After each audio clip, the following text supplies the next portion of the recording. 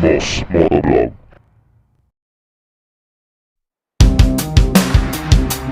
Road Sync, yan ang pinakabago ng PCX 160 ngayon na pwede mo nang i-connect yung cellphone mo via Bluetooth connection. Pwede ka makatanggap ng SMS, call alert, etc. etc. Kung gusto mo makita yung detalye ng motor mo, kailangan mo na mag-change oil.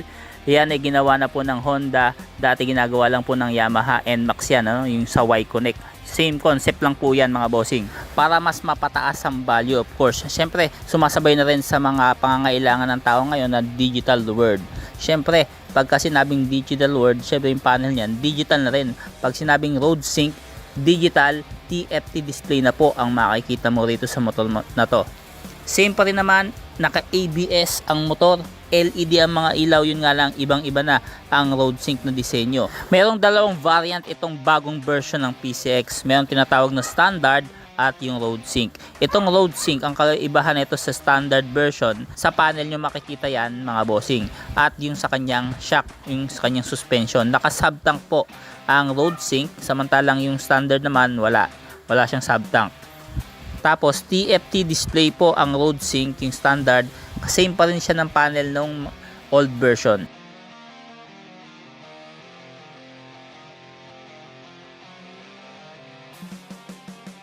At kung mapapansin nyo, yung sa handlebar niya, no, hindi na naked to, balot na balot na. Kumbaga, mas lalong ginawang premium ngayon ng PCX. Syempre, nasa sayo yan kung gusto mo pa rin yung dating version. So, para sa akin kasi maganda pa rin yung dating version. Tapos kung titingnan mo naman yung ngayon, mas maganda makita mo siya ng actual. Kasi maganda talaga, no? Halos walang pinagkaiba eh. Kumbaga kung tawagin nga nila speedboat, ganun pa rin naman yung tindig, speedboat pa rin ng datingan. Pero ang angas at napaka-elegante. Sa tail end naman, halos pare-parehas lang yung bagong version sa yung luma. Syempre may 3D emblem sa mga magkabilang gilid dyan. At maraming kulay na inilabas. May gray din, oh, saka pula. Glossy naman po yung pula ngayon. Dati kasi yung pula nila, yung matte red. So ngayon glossy na. So nasa sa'yo yan, para syempre may choices ka, may pagpipilian ka. At yung mga linings, mga bossing, napansin ko yung mga edges, medyo naiba ng konti. Para syempre bagong version, kailangan talaga magkaroon ng konting pagkakaiba. Pero distinct pa rin. Pag sinabing PCX, pag nakita mo sa kalsada, kahit nag-iba yung forma nito ngayon ng konti, ay alam mo pa rin kahit sa malayo PCX yung paparating sa'yo. So ito yung panel ng standard version, ng standard variant, no, ng bagong version ngayon. Sa mga panel, andyan pa rin naman, may saksakan pa rin ng cellphone yan. 8.1 liters ang tank capacity, kaya siguradong malayo-layo na rin mararating mo. ABS pa yan mga bossing sa harapan, tapos syempre fuel injected. Sa upuan, ganun pa rin naman, halos walang pinagbago sa old version. At yung kanyang underseat compartment, kasya pa rin yung isang full face helmet, depende sa size. Syempre liquid cooled, naka disc brake harap at likod. Syempre meron pa rin pong tinatawag to na HSTC o yung Honda Selectable Torque Control, na pinagpapantay yung ikot ng magkabilang gulong mo para hindi ka masyadong madisgrasya o yung malalang disgrasya pa mangyari sa iyo pagka may biglaan pa rin, lalo na pagka malulubak, madudulas yung daanan. Ang isa sa mga magaganda rito, yung medyo sharp na ngayon, ang edges nitong bagong PCX version na ito na road sync at yung standard version.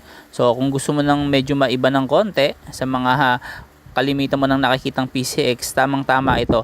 At pagka ganito may bago mga bossing, yung old version unti-unti nang mawawala yan. Kaya kung gusto mo pa rin yung old version kaysa sa bago ngayon, mas maganda kumuha ka na bago mawala na tong ganitong forma. Syempre, ang presyo nitong luma, ayan, nakikita nyo naman, 130,000 plus yan. Sa road sync po nasa 155,900 kung hindi ako nagkakamali po, sa tansya ko lang, no. Siguro sa mga ganun yung presyuhan niya. Sa tail light, ayan, makikita mo ibang-iba na rin sa old version.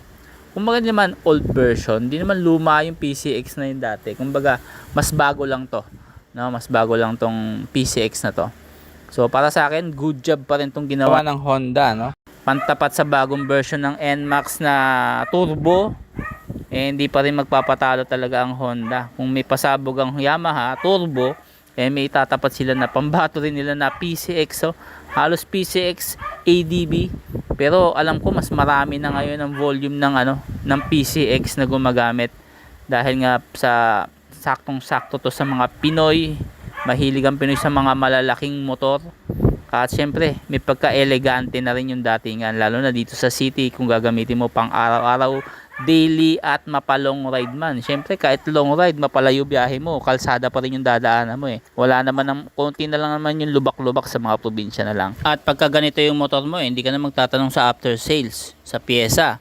Yes, tumingin ka pa lang sa kalsada, hindi pwedeng hindi ka makakasalubong ng isang PCX kada alis mo sa kalsada, hindi pwedeng wala kang makita. Ibig sabihin din yan, napakadami din pyesa niyan. So, mas madaming motor na nakikita ka, mas madaming pyesa ka rin pwedeng mabili sa market. Kahit sa labas ng kasa makakakita ka. At alam nyo ba, itong motor na to, kung i-maintenance mo lang ng tama ito at hindi ka masyadong makakalikot sa makina o mayat maya may gagalawin sa makina, basta sa makina lang, well maintained ang makina mo, kayang umabot sa ito ng 10 taon nang wala kang pinapalitan kundi langis lang, brake pad, gulong, air filter, coolant. Yun lang. Brake pads.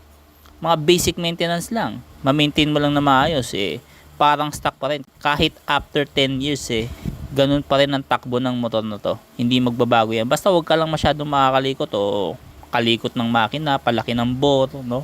Para mapabilis. Diba? Syempre marami yan no? So, yun lang po.